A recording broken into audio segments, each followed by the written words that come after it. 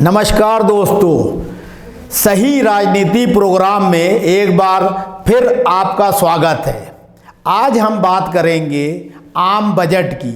आम बजट से हमारे देश की जनता को सरकार से क्या क्या अपेक्षाएं थीं और सरकार उन अपेक्षाओं पर कितना खरी उतरी है। आम आदमी और गरीब, मध्यम और उच्च वर्ग के लिए क्या क्या सुविधाएं इस आम बजट में दी गई हैं। कोविड की महामारी के बाद जनता को सरकार से बहुत सारी इस बजट को लेकर अपेक्षाएं और अभिलाषाएं थीं।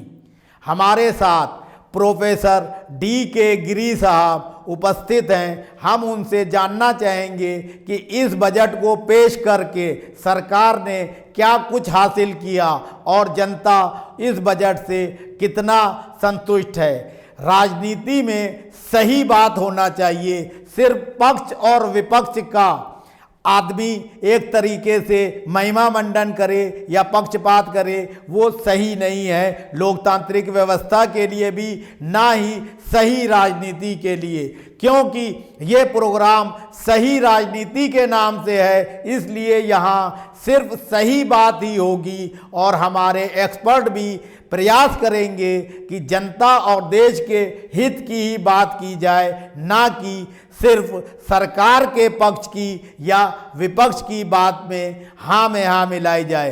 तो आइए मिलते हैं प्रोफेसर डी.के. गिरी साहब से और चर्चा करते हैं कि इस बजट का क्या प्रभाव दूरगामी पड़ने वाला है।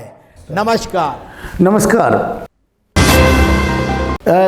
बजट को आम आदमी का भाषा में समझना ज़रूरी है और मैं कोशिश करूंगा कि इसको मैं सरलीकरण कर दूं। बजट शब्द हमारे संविधान में नहीं है। हमारे जो संविधान में आर्टिकल 112 के तहत ये बताया गया है कि बजट को कई कहा गया वार्षिक वित्तीय विवरणी। तो इसका अर्थ हुआ कि एनुअल फिनेंशियल अकाउंट्स। लेकिन ये बजट शब्द कहाँ से आया? जो हमारा फिनांस मिनिस्टर, जो भी वित्त मंत्री रहे हैं, हमेशा एक ब्रीफ केस लेके जाते थे बजट पेश करने से पहले और पत्रकारों को ब्रीफ केस भी दिखाते थे, इसके अंदर बजट है। इस बार तो पेपरलेस, जो बिना पेपर के बजट पेश हुआ और हमारा वित्त मंत्री निर्मला सीतारमण जी ने एक सुंदर बैग लेके गया, उसके सिर्फ एक चिप्स था और कोई पेपर नहीं था। सो उसी बैग को फ्रेंच में बोगेट कहते हैं। उसी बोगेट से शायद ये बजट शब्द आया है, क्योंकि अनेक शब्द जो फ्रांसीसी भाषा में अंग्रेजी भाषा कोश में आया है। खैर, तो बजट का एक नाम भी होता है और इस बार ये बजट का जो नाम था आत्मनिर्भर भारत और राष्ट्र सर्वोपरि, आत्मनिर्भर इंडिया एंड नेशन फर्स्ट।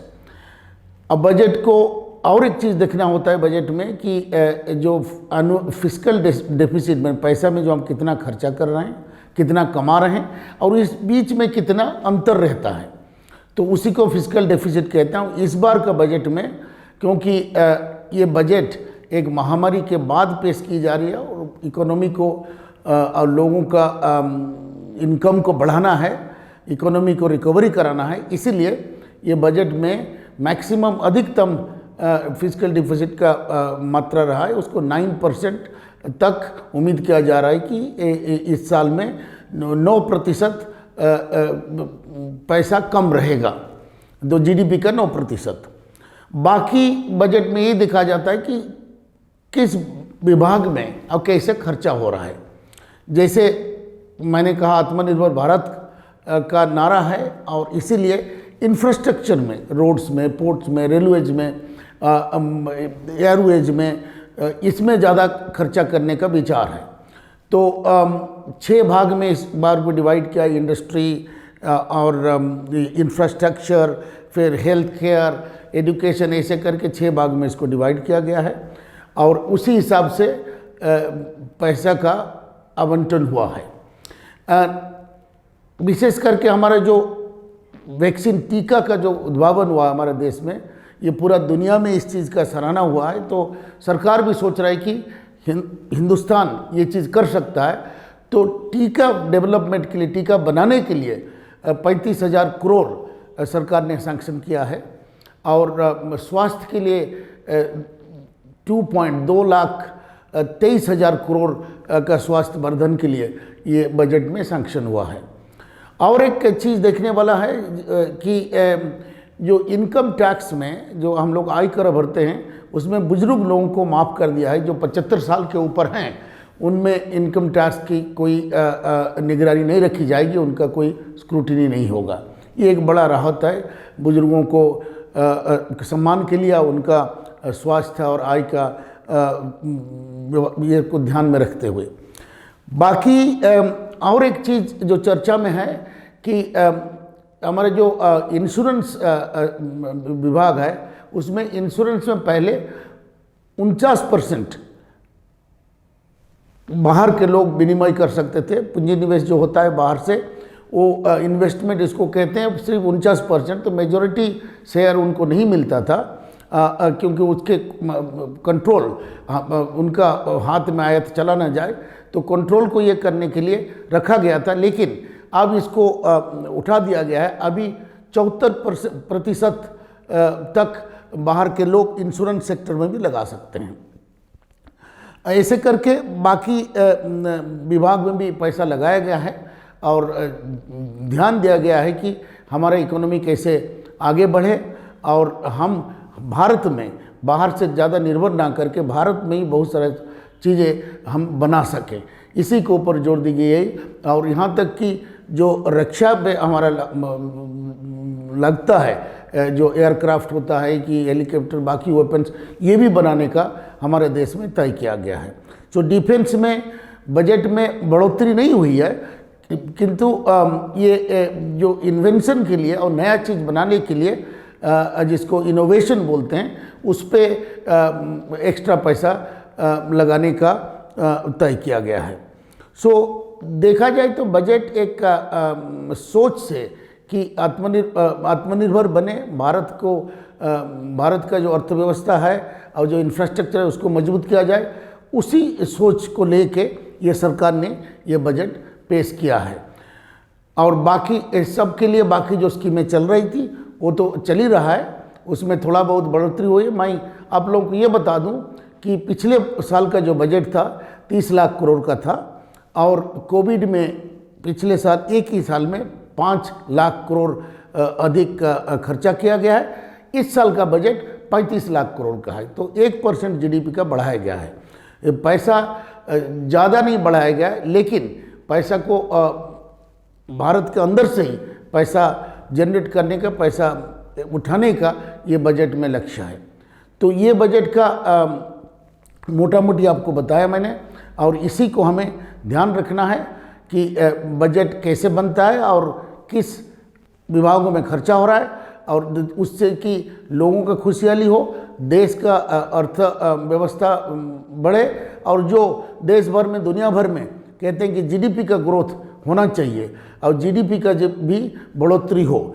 और ये आंकड़ा तो ये कहा गया कि जीडीपी का ग्रोथ 11% बढ़ेगा। ये बहुत बड़ी चीज़ है। पिछले महामारी में बहुत कम हो गया था, बल्कि हम लोग नेगेटिव में चले गए थे, और 11% अगर बजट बढ़ता है तो ये बड़ी अच्छी बात है। और भारत का अर्थव्यवस्था बहुत शीघ्र ही आगे बढ़ेगा बाकी देश के तुलना में। और ये IMF का आंकड़ा है, इंटरनेशनल मॉनेटरी फंड जो है, ये सारा दुनिया का इकोनॉमी को निगरानी रखता है, तो उनका ये आंकड़ा है। तो 11% का जो बढ़ोतरी बड़ा अच्छी खबर है।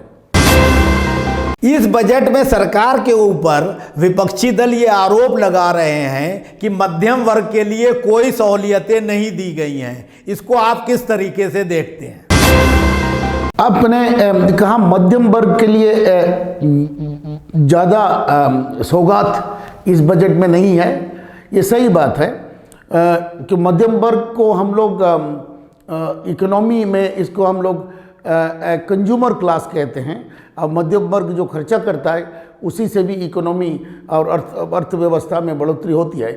तो सरकार इस बार खर्चा पे जोर नहीं दिया है, बल्कि इंफ्रास्ट्रक्चर डेवलपमेंट में ज़्यादा जोर दिया है। इसीलिए मध्यम वर्ग को ज़्यादा रियायती नहीं मिला है, जैसे इंश्योरेंस में भी कि और इनकम टैक्स में भी उनको ज़्यादा सुविधाएं नहीं मिली है। बाकी गरीबों के लिए, पिछड़ों के लिए प्रावधान है, और जो पुराने प्रावधान है उसी को कंटिन्यू कर रहे हैं, कुछ नया भी है। और कंपनीज जो पूंजी बढ़ाने के लिए जो व्यवस्था है, ये बजट में भरपूर है, ये कि कैसे हमारा देश में पूंजी बढ़ाया जाए, कैपिटल को बढ़ाया जाए। पूंजी बढ़ने से उसको हम सरकार खर्चा कर सकते हैं, और खर्चा करने से लोगों का विकास होता है, स्वास्थ्य में, शिक्षा में, और बाकी चीज़ों में भी उस खुशहाली बढ़ती है जब सरकार खर्चा कर पाता है। लेकिन जब तक पूंजी नहीं बढ़ेगा, खर्चा भी नहीं कर सकते हैं। लोग खर्चा में ध्यान देते हैं, इसलिए मध्यम वर्ग का सोचते हैं, कंज्यूमर क्लास को। लेकिन ये बजट और ये सरकार विशेष करके पूंजीवर्धन, पूंजी बढ़ाने का, कैपिटल बढ़ाने की बात करता है, उनका रणनीति वही है। तो इस हिसाब से ये भी एक अर्थव्यवस्था में रणनीति है उसको। अब देखिए, जैसे पेट्रोल का उन्होंने बढ़ा दिया, क्योंकि सेस बढ़ाया है। अब बाकी एग्रीकल्चर प्रोडक्ट में काफ़ी सेस बढ़ाया है, क्योंकि वो नहीं बढ़ाने से वो इनकम बढ़ेगा नहीं।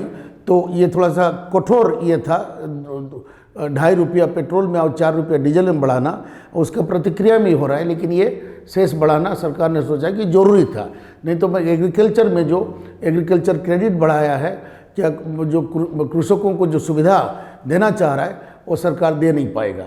इसीलिए एक जगह अगर खर्चा करता है तो दूसरा जगह आय बढ़ाने के लिए ये सेस और सरचार्ज वगैरह लगाना भी जरूरी है।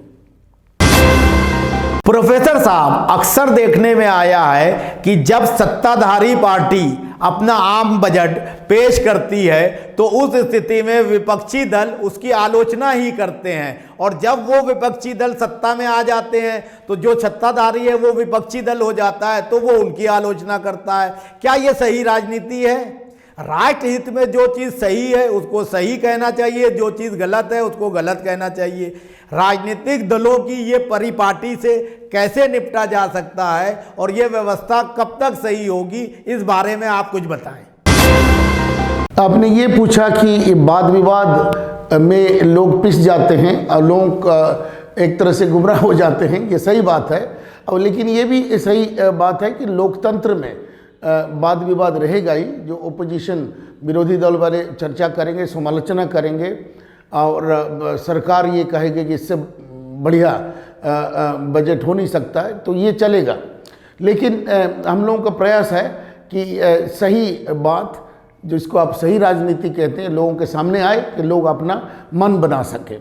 प्रतिक्रियाएं क्या, ये देखिए, कांग्रेस के लोग जो हैं, विशेष करके जो कांग्रेस स्पोक्समैन है और ट्विटर में काफ़ी व्यस्त रहते हैं, उन्होंने एक मजाकिया तौर से एक मेंबर ऑफ पार्लियामेंट ने कहा कि भाई ये तो ऐसे हुआ कि जैसे आप गैरेज में जा रहे हैं और मैकेनिक अपना कार दिखाने के लिए, और मैकेनिक आपको कार चेक करने के बाद बोलता है, देखो भाई, मैं ब्रेक तो आपका सही नहीं कर सकता, लेकिन आपका हॉर्न का आवाज़ बढ़ा देता हूँ, जिससे आप लोगों को आगाह कर सकते हैं कि आपका गाड़ी जा रही है। तो लेकिन ये ठीक है, लोगों को तो आगाह कर सकते हैं, और ब्रेक अगर नहीं मार सके तो जाके अगर पेड़ में टकरा गए, दीवार में टकरा गए, फिर क्या होगा? तो ये नहीं कहते हैं। खैर, किसी ने आपने जो बात कही, एक महाराष्ट्र से किसी ने कहा कि मध्यम वर्ग के लिए कुछ नहीं है। तीसरा लोगों ने कहा कि सारा बिक गया है, रेलवे बिक गया, पोर्ट्स बिक गया, अभी इंश्योरेंस सेक्टर भी बिक गया, और एयरलाइंस हमारा बिक गया। तो ये पूरा सेल आउट हो रहा है, इस तरह का प्रतिक्रिया आए हैं। लेकिन ये जो हम निजीकरण कहते हैं, प्राइवेटाइजेशन कहते हैं, और ये विवाद दुनिया भर में चलता है। हमें मॉडर्नाइज करना चाहिए, आधुनिकीकरण करना चाहिए, या निजीकरण करना चाहिए। लेकिन ये बीच में सत्य जो है, ये दोनों के बीच में है। आधुनिकीकरण भी जरूरी है और निजीकरण भी जरूरी है, क्योंकि जो सरकारी क्षेत्र में रहता है जो सेक्टर, उसमें अफसरशाही आ जाता है, ब्यूरोक्रेसी आ जाता है, और जो जिस बिजनेस के हिसाब से नहीं चल पाता वो एंटरप्राइज, इसलिए उसको प्राइवेट सेक्टर में देते हैं। क्योंकि प्राइवेट सेक्टर अपना फ़ायदा के लिए, अपना इनकम के प्रॉफिट के लिए उसको मेहनत से और पूरी तरह से उसको ठीक ढंग से चलाता है। इसीलिए प्राइवेटाइजेशन बोलते हैं, एफिशिएंसी जिसको कहते हैं, और क्वालिटी बढ़ाने के लिए निजीकरण होता है।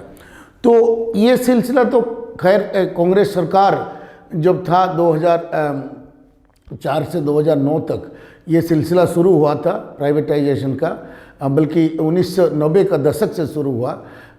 तो ये चलते रहेगा, दुनिया भर में हो रहा है, लेकिन उसमें हमें एक समन्वय बनाना है, एक संतुलन बनाना है प्राइवेट और पब्लिक सेक्टर के बीच में। ये हमें नहीं सोचना है कि सारा चीज़ बिक गया है। अगर प्राइवेट सेक्टर को भी सरकार अगर नियंत्रण कर सके और अपना कंट्रोल में, निगरानी में रख सके, तो प्राइवेट सेक्टर भी जो प्रॉफिट होता है अपना रख के बाकी टैक्स के हिसाब से सरकारी कोर्स में उसको कर सकता है। क्योंकि मेरे जानकारी में ऐसे एक देश है स्वीडन करके, आप लोग जानते होंगे, 90 लाख लोग हैं वहाँ पे।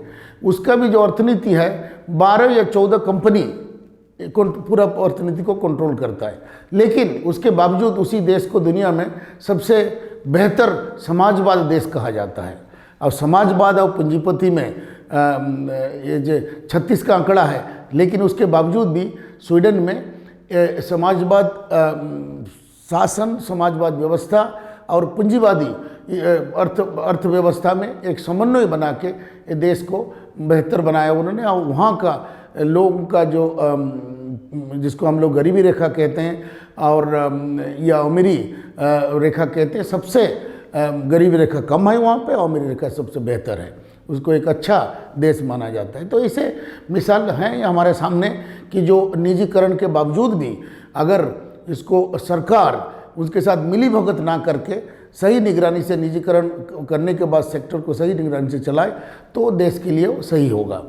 तो ये दृष्टिकोण रहेगा, उसमें विरोध रहेगा और लोगों में समालोचना रहेगा, लेकिन अगर देश का ग्रोथ हो, जैसे जीडीपी ग्रोथ हो, और वो पैसा जो देश कमाता है, चाहे वो निजीकरण से या पब्लिक सेक्टर से या बाहर का पूंजी निवेश से हो, उसके बावजूद अगर लोगों का हित में लगे, लोगों का खुशहाली को बढ़ाए, तब ये सही व्यवस्था है। जो आखिरी जो टेस्ट है जिसको कहते हैं कि लोगों को खुशहाली, लोग कितना गरीबी रेखा से ऊपर आए और लोगों को शिक्षा, स्वास्थ्य और बाकी नौकरी इत्यादि में किस तरह का बढ़ोतरी हो रही, उसको अगर उसी मापदंड है, उसी इंडेक्स को, उसी सूची को हम देख के कह पाएंगे कि हमारा अर्थव्यवस्था, हमारा बजट सही है। अल्टीमेट जिसको कहते हैं आखिरी टेस्ट वही है कि लोगों का खुशहाली और लोगों का, आम आदमी का जो बढ़ोतरी है। जैसे गांधी जी ने कहा था, जो मैं उसी देश को विकसित मानूंगा जब कि गरीब से गरीब आदमी खुश महसूस करे। तो वही टेस्ट है। अब कितना भी विवाद कर लें, वही जो अन टू द लास्ट जिसको अंग्रेजी में कहते हैं, आखिरी आदमी जो लाइन में खड़ा है, उसी का जो खुशहाली ही हम लोगों के लिए मापदंड है, और वो बजट सही बजट है, वही राजनीति सही राजनीति है। प्रोफेसर डी के गिरी साहब ने देश के आम बजट के बारे में महत्वपूर्ण जानकारियां दी। उम्मीद है कि उन जानकारियों से आप लाभान्वित होंगे और उससे पूरी तरह से कन्विंस भी होंगे। फिर भी आपके मन में बजट को लेकर कोई शंका या सुझाव हो तो उसको आप हमें व्हाट्सएप नंबर 9540297777 पर प्रेषित कर सकते हैं। नमस्कार।